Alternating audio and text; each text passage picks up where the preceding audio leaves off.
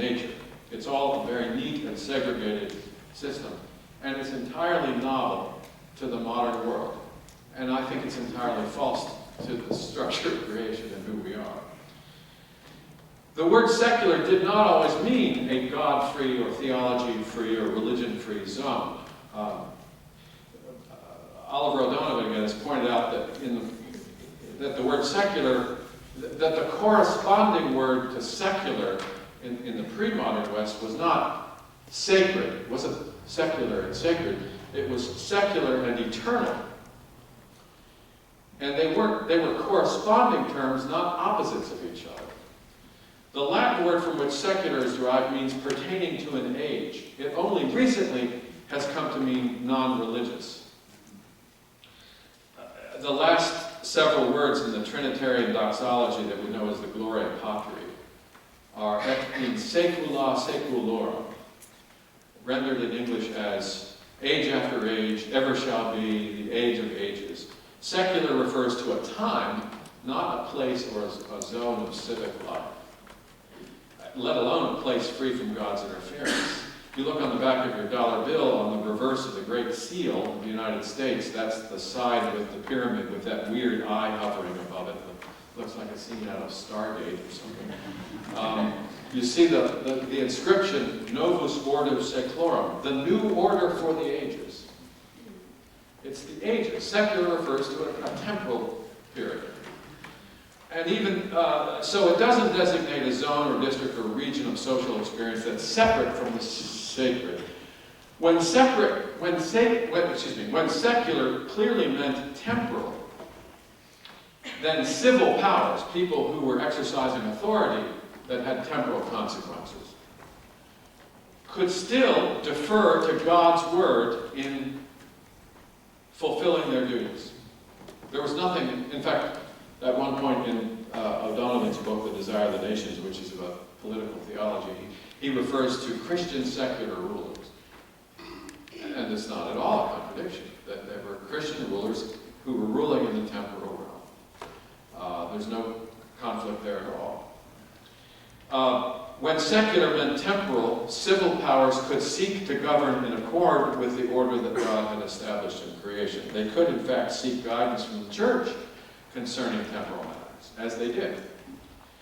The redefinition of the word secular and the acceptance of the modern idea of the secular is a huge shift in Western history.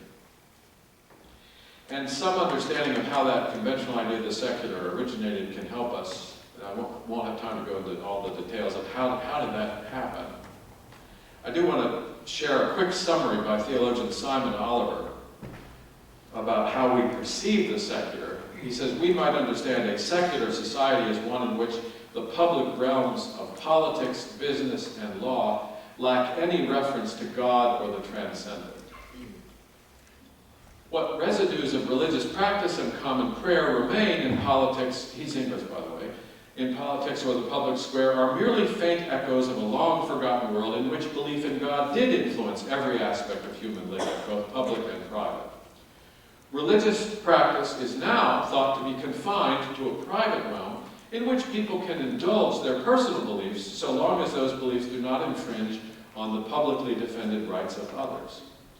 As well as thinking of the secular in terms of the confinement of religion and theology to the private sphere of personal belief, we might also think that the secular refers to a shift in perspective and understanding whereby we can answer fundamental questions about nature and humanity with no reference to God or any transcendent origin. So secular describes both a political state of affairs and also an intellectual posture. Now, Oliver observes that most people understand the coming of this new notion of the secular, quote, as the result of the clearing away of the debris of superstition, ritual, and tradition which we imagine dominated medieval Europe, to open new possibilities directed by the neutral hand of reason, expressed most particularly in the natural science. The advent of the secular is therefore seen as the natural result of the inevitable progress of human knowledge and thinking. And I love that phrase, the arrival of this secular sphere, the discovery of the secular sphere, is the result of the clearing away of the debris of superstition and ritual. The image I imagine, I live in the South where we have this invasive vine called kudzu. It grows everywhere. They planted it originally, they imported it from Asia somewhere to plant in median strips to keep down erosion, and suddenly it starts taking over, it kills lots of trees, and it'll grow like a foot a day or something like that. It's outrageous. And so I've seen lots of spaces that are totally overtaken by this kudzu, and I kind of imagine a tennis court overtaken by kudzu, and the kudzu represents religious superstition and ritual and all of it. But beneath that is this lovely, clear, flat surface where everybody can play tennis. And we just need to clear away all the debris or all of the vines and to unleash this secular space that's been waiting its liberation. It's been sitting there waiting to be liberated. Now, that I think that's typically how the secular, if people stop to think about it, they think, well, that's what happened. Aren't we glad we got rid of all that medieval superstition which interfered with public life? But in fact, that's not what happened. Because in fact, what happened is, as Oliver writes, the secular is not simply the rolling back of a theological consensus to reveal a neutral territory where we all become equal players. But it's the replacement of a certain view of God and creation with a different view which still makes theological claims. That is, claims about origins, purpose, and transcendence. The problem is that this new theology is bad theology. So secularism is quite literally, he argues, a Christian heresy. It's an ideological distortion of theology. So in summary, the secular was not a religion-free zone awaiting inevitable discovery by reasonable men delivered from the oppressive superstitions.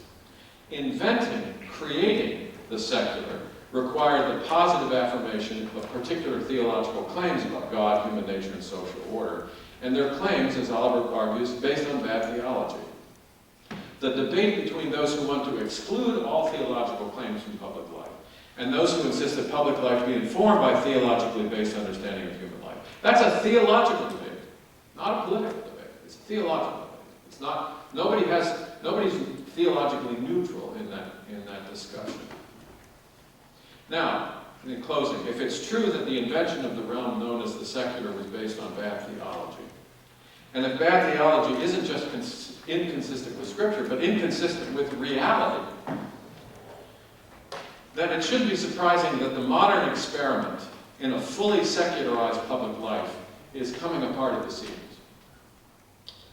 20 years ago, in his book, The Desire of the Nations, Oliver O'Donovan observed that the modern West project of constructing political life on an avowedly anti-sacred basis, that's how he phrased it, had reached an impasse. Citizens don't trust people holding political power, and it's not just because they're perceived as crooks, liars, or racists. It's because the very idea of political authority has become unbelievable. The idea of political authority understood in purely atheistic terms and in anti-sacred terms is finally unbelievable, because authority means that all authorities are answerable to someone higher than themselves, and human authorities. O'Donovan says, binding political loyalties and obligations seem to be deprived of any point. Why should we honor government authority? The doctrine that we set up political authority as a device to secure our own essentially private purposes has left Western democracies in a state of pervasive moral debilitation, which from time to time inevitably throws up idolatrous and authoritarian reactions. He wrote this 20-some years ago. I'm actually getting ready to interview him now and say, well, I interview him soon and talk about, well, what do you think, what's happened politically in your country, in our country, in other countries. I think, I want to close on this ominous dark note. I do think that, the kind of confusion and conflict, the civic friction that we witness from racial tension to unwarranted violence by law enforcement officials and against law enforcement officials venomous public speech. These are all signs that something's falling apart. And I think it's falling apart because it was never constructed in accord with reality to begin with. And at some point, the wheels will fall off, and I think Christians need to be ready to respond to that. I think how we respond to that will require a lot of exercising a lot of theological muscles that we haven't exercised, because I think we've felt relatively safe in this sacred zone. As long as the government leaves us alone, we're fine. And we won't worry about whether or not our whole idea about the nature of government and the nature of society is based on false theological premises, as long as we can believe what we want to in private and act in private. So I think that, actually, I'm going to say one other thing, and then we'll have some questions. In the climate we're living in, there are a lot of Christians who are understandably concerned about protecting religious liberty. I think it's important for us, as we love our neighbors, to recognize that we're actually in a much less threatening circumstance than our unbelieving neighbors are. That may sound odd.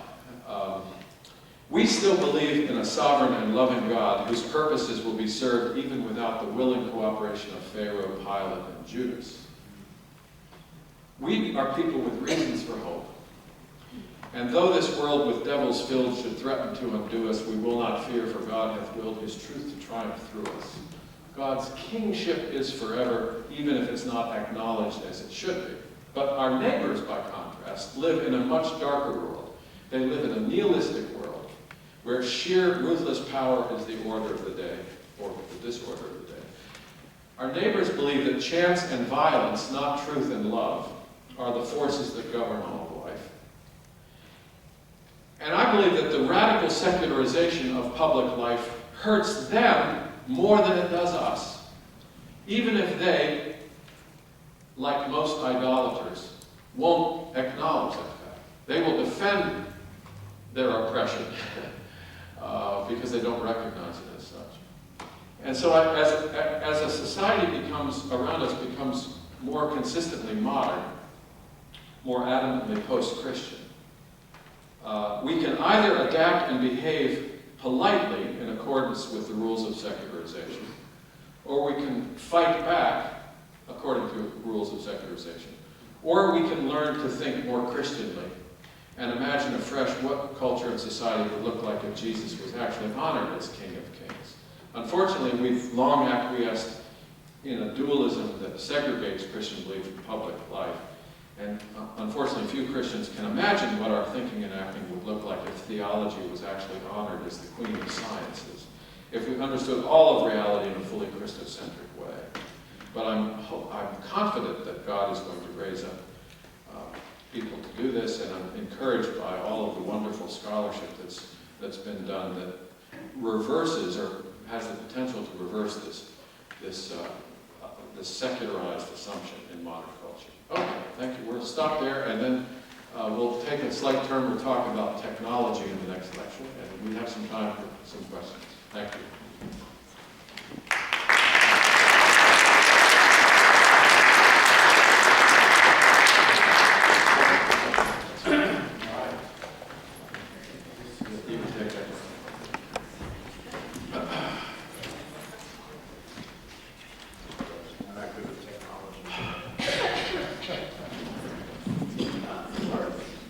Is this working?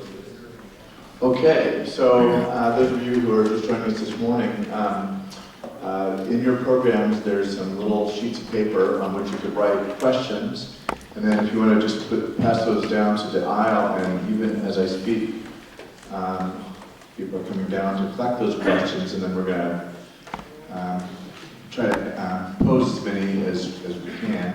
So I'll start while we wait for that question to come up. I sort of had two questions. I think I can merge them. And one, picking up on your note of ominousness, are things going to get worse, a lot worse before they get better in our culture? And then the other one is, you said until that we need, you await the time when we will significantly challenge the idea that there is no intrinsic meaning in the universe. Yeah. How do we significantly challenge, and maybe even on a practical level, Yeah. just as ordinary people going about our jobs or school, how do we significantly challenge? Well,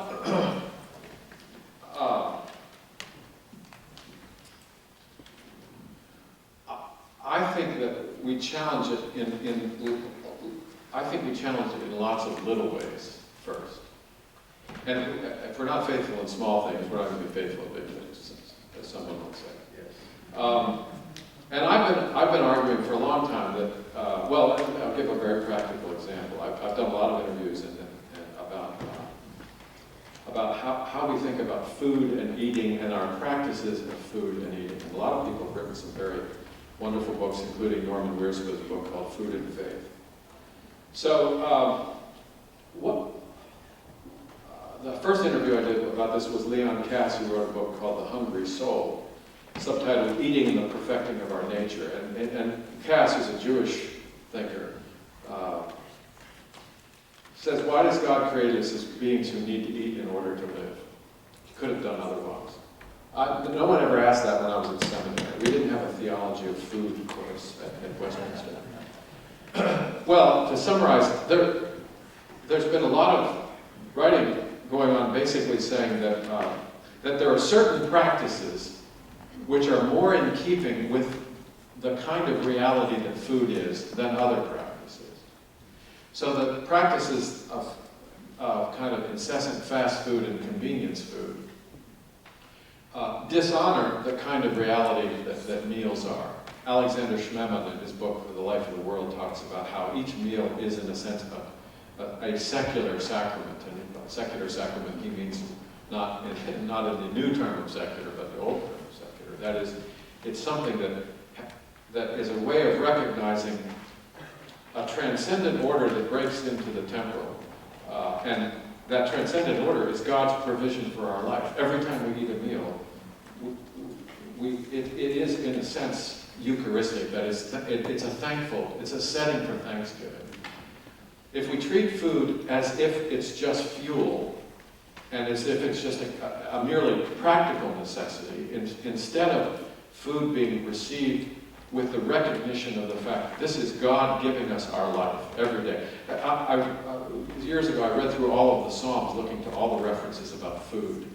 And what I found was, I think that the fact that God provides food for his creatures is the number one symbol of, or number one evidence or case in point of his providential care.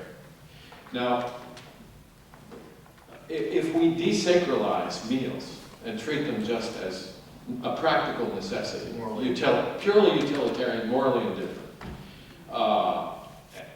then we actually undo a way of bearing witness to that aspect of the order that's in creation. The fact that we're creatures who need to eat in order to live isn't theologically insignificant. It's not just a practical necessity. So how we treat meals and how we treat food, the growing of food, how we treat agriculture, all of those things actually are, that they bear witness to something. It's sad that hippie pantheists think that how they treat food has theological consequences.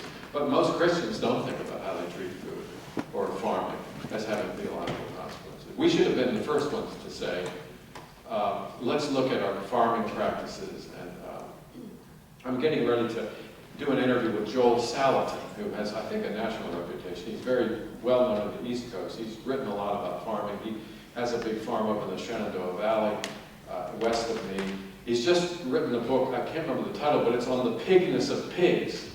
And he supplies pork to the Chipotle restaurants in our area. And he's mostly famous because of these techniques of raising chickens that are kind of free-roaming chickens. So he's basically saying, how do we honor the nature of pigs? And how do we honor the nature of chickens as God has created them in our livestock practices? Lots of little things like that. I just started with food and farming. But I would say that if we're not attentive and bearing witness to the presence of an order in creation in those things, then any philosophical or theological claims we make by brilliant apologists or theologians in public are going to fall on deaf ears. So I would say we start with those practices. And I usually say food, how we treat language, what kind of gift is language?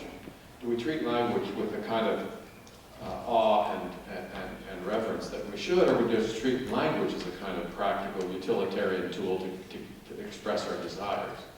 And then one of the others is intergenerational continuity, that God has created us where it's normal to have continuity between generations.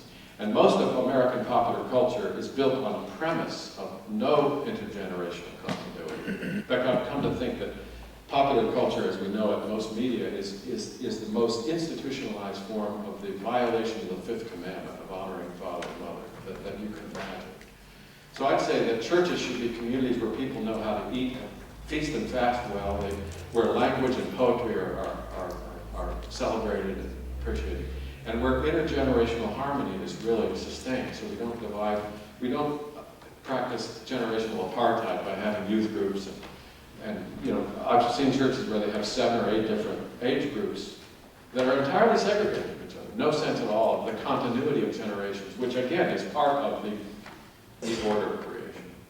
So those are, that would be a quick thing that is, again, it's not making an argument, it's actually embodying a recognition of those realities. Boy, my 5th grade teacher, Mrs. Peterson, God bless her, I remember her saying, everything has meaning. Yeah. And that's part of what I'm taking from this, Yeah. is what we eat and how we eat it, and how we interact with other generations, and Yeah. the words we choose, Yeah. all have significance. And I think there's this presumption that I think we have absorbed, thank you, this idea that there is no meaning. So I could say it however I want, or just eat whatever. Yeah. I have a millennial friend, we were going to the airport, and actually, he's more thoughtful about the food, because he refuses, he's kind of a food snob, and I kind of thought of him as a snob, but actually, what you eat matters, and I'm just eating whatever's there. Yeah. So anyway, so that's... So I'm going to get some Italian food tonight. Just eat it slowly. It's a little in-joke with my wife. We're going to go out, so whatever you want, as long as it's Italian. Yeah. Okay, first question from the audience. What kind of conventions in the church sustain plausibility of the Christian meta-narrative? Yeah, that's good. Is that okay? Yeah. So what kind of conventions in the church, put in quotes, sustain plausibility of the Christian meta-narrative?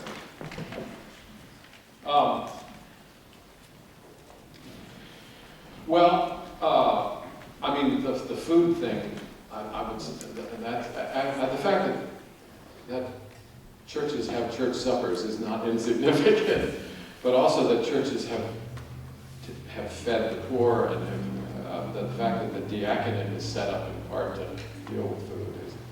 So there are orders like that. I also think the way church architecture can bear witness to an order in creation. I'll talk this afternoon about music and how music can either reflect a vision that music can either be presented as if music is purely an act of self-expression, or music is actually a discovery of a cosmic order that's present in reality. Similarly, architecture is meaningful. A lot of church buildings since the 60s are constructed in purely utilitarian ways. So the way the church bears witness to beauty would be, I mean, just a big general category of bearing witness to that meta-narrative.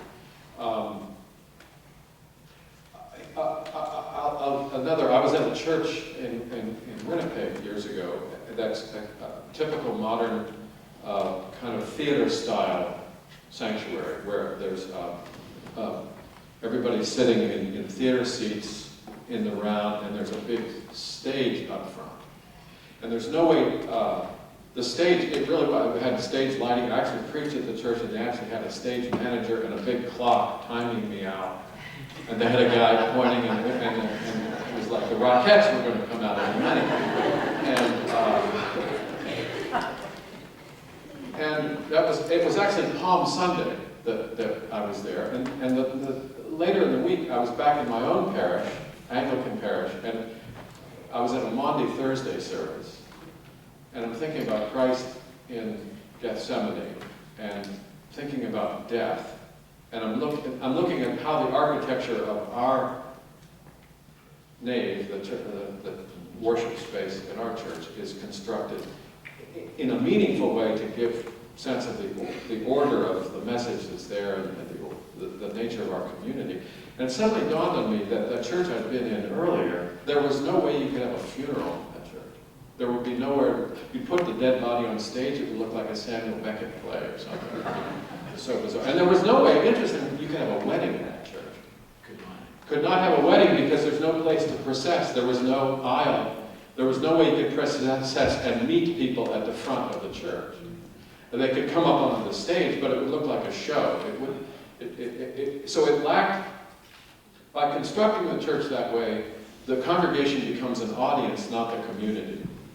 And funerals and weddings, two profoundly important rituals that define and sustain a community, were virtually impossible. And I bet they never had weddings. I bet if some young bride wanted to get married, she'd probably choose the Episcopal Cathedral in town, or maybe, I don't know, some destination wedding thing. I won't go into that.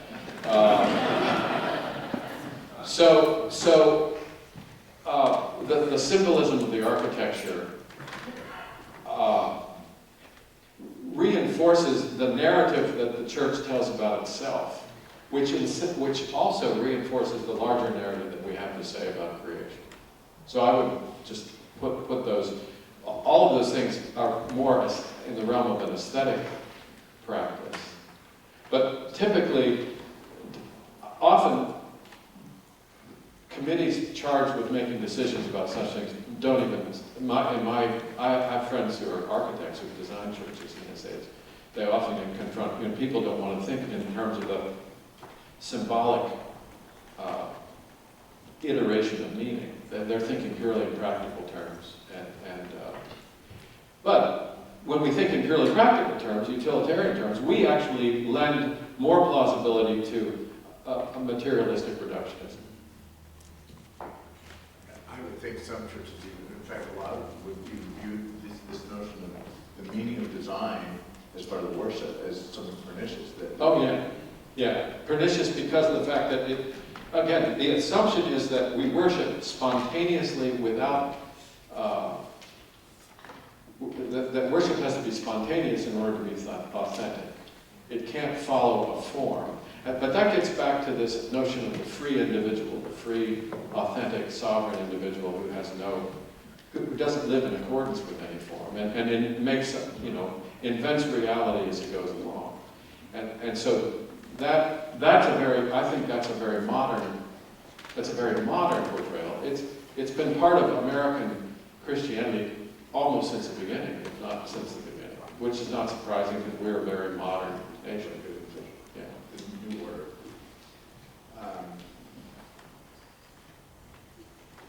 You said that this definition of modernity that you've been discussing is shared across many fields of study, shared just by critics or by proponents as well. I think both. Yeah, I think both. So there are many people who will defend being modern. In fact, I think equally, because they defend modern. They assume that what makes modern culture superior, the reason they want to defend it is because of the fact that it is precisely because of the way it contrasts with pre-modern understandings. That the pre-modern understanding of freedom was constrictive. I mean, there's a kind of circular reasoning here. So I've actually interviewed some defenders of a modern mentality who who defend it along those terms. So I think that it is, I don't think it's just the critics who say, aha, look at this sinister thing lurking in the closet. I think that it's actually proclaimed. So, and you see this sometimes when people defend Enlightenment values, for instance, as well as modern values. So there's a notion, I mean, the way academic freedom is frequently defended, for instance, very much is aware of the fact that again, that we need to be free to discover truth on our own terms, and no one should be constricted. There's no order of truth that we communally submit to in some way. And that's often defended in terms of how modern scholarship, as opposed to some medieval or some dark, sinister pre-modern notion. Which is like your kudzu, which is... Yeah, let's clear that away, because, and this is the Enlightenment view. So there is, I just read a really interesting book by a guy named Paul Tyson called Returning to Reality, and I won't mention the subtitle, you can look it up online, because it'll suddenly raise all kinds of other questions for people. But he has a wonderful 5 or 6 page section where he basically he says, here is the song of modernity. Here's the saga. It's like you're sitting around a campfire with hobbits and elves, singing the saga of modernity. And he basically tells this myth. Here's the myth, he actually calls it myth. The myth of modernity. And he tells it in accord with the way it's typically told. Then he says it's false at just about every point. I mean, it recognizes these decisive turns, but it misreads the consequences. The United States has higher church attendance and higher visibility of religion than other Western countries, perhaps Oregon. Does this mean modernity has not influenced our culture as much? So contrast this with Europe. Yeah, I don't think so. In fact, I mean, a lot of again, sociologists, to some extent, theologians also, have suggested that the way, in fact, I actually interviewed an atheist sociologist, and I'm blanking on his name, I'll think of it in a second. He's a British, who actually was an evangelical Christian, was actually president of the university chapter at his university, and he's now an atheist. And he's talking, in his book, he's talking about it's a book about secularization. And he has a chapter where he looks at America and says, well, isn't America an exception? Because look at how religious people are. But then he looks at how privatized religion is in America. And so the privatizing of religion, and also the compartmentalizing of religion in America. So religion isn't assumed by most Americans in all of those big parking lots hovering toward the church, 50,000 people worshiping, but they don't assume that the gospel should inform American economic policy. So there's still, and he contrasts it in pre-modern cultures, Christian truth informed every aspect of life. In American culture, even most Christians don't assume that Christian principles should inflect how we understand all of reality. So the secularization is not a function of, and this is an important point, secularization doesn't mean that no one will believe the gospel. People could still believe the gospel and still get saved, still get to heaven, if that was all that mattered. And in fact, secularization advances, it's secularization that advances the claim that that's all that matters. So to the extent that Christians have embraced the idea that we can safely practice an entirely private faith, I would argue that that's one of the effects of modern secular assumptions. So I don't think that, I think that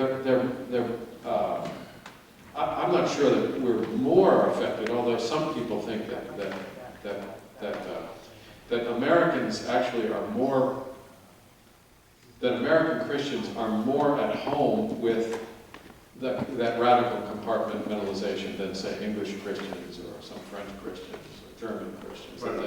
Their tradition. Yeah, that's part of the tradition, yeah, from the very beginning, yeah. And so that compartmentalization is less of a problem, and that compartmentalization is a product of a modern set of assumptions.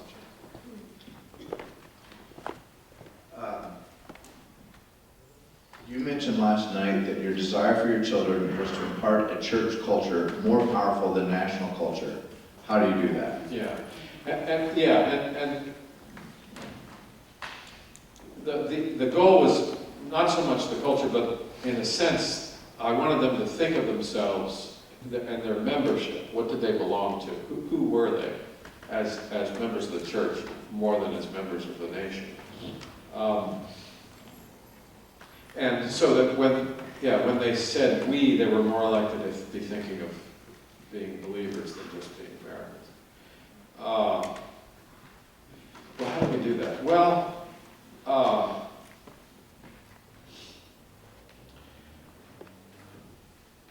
I mean, there were certain kind of there were practices in our lives, but they probably weren't that different. Devotional practices, family worship, things like that. They probably weren't that different than would be the case among Christians who had not even raised that question. So I'm not sure that that's the decisive thing. I think we homeschooled both kids, and when they went off, but they both went to state schools. One went to the University of Virginia, one went to William and Mary. I think when both kids went to school, they really did feel like resident aliens, to use a phrase from, and that created problems for them. I mean, they were frustrated by the fact that but they accepted it, and they're both in their early 30s now, and they both, I don't think that, my son particularly has thanked me numerous times for the fact that he wasn't normal. This is a huge problem. There's a woman named Kenda Creasy Dean, who does work, was teaching at Princeton Seminary, works, I think she's Methodist, does a lot of work training people in youth ministry. And she wrote a book, I'm blanking on the title again. In fact, there are a lot of books up here that I can't always remember, but she wrote a book in which she basically said that parents have to face up to the fact that if they're going to raise their kids to be fully committed Christians, they're not going to fit well in American culture. They might have kids who are Christian-ish, but if they really want that, they're going to have to accept the fact that their kids are going to be regarded as strange aliens. In our culture. In our culture now, yeah. I can't remember if I quoted Flannery O'Connor last night. You shall know the truth, and the truth shall make you odd. I think a lot of Christian parents aren't entirely comfortable with that, and so kids be successful. Yeah. I'd rather have them be a successful nominal Christian than a really committed and marginalized believer. Now, I'm not saying we need to make our kids into eccentrics. I don't think my kids are eccentrics. Of course, people probably think I'm eccentric. And there is a kind of oddness that may be pathological and a little scary. And unfortunately, I think a lot of Christians may well pursue a kind of scary oddness. So I'm not endorsing that. Trust me. But I do think that I think, well, one way we did it is we didn't, well, and again, a lot of parents would do this too for moral reasons. We didn't just set them loose in popular culture. And we encourage a real deliberateness about everything from television to other modes of popular culture. As a homeschooling family, it was actually not hard for us to do that. I have a lot of friends who work in Christian schools, and they say that they see a lot of parents who spend thousands and thousands of dollars sending their kids to Christian schools, but they want their kids to be kind of conventional American kids also. So they want moral safety, but they don't want really that much cultural difference. And again, the assumption is, well, we can have one without the other. It's a little bit like liberal Protestantism, which thought we can have the ethics without the theology. We don't need all that Trinity stuff, and sin and redemption and the miraculous, but we can still keep Christian ethics. And there's a certain sense in which Christians who think we can keep traditional values and morality without any kind of cultural ecosystem that really sustains it. So we can be cultural Americans and still be moral Christians. I think that's finally a losing proposition. It may work for a while, but I think it's finally a losing proposition.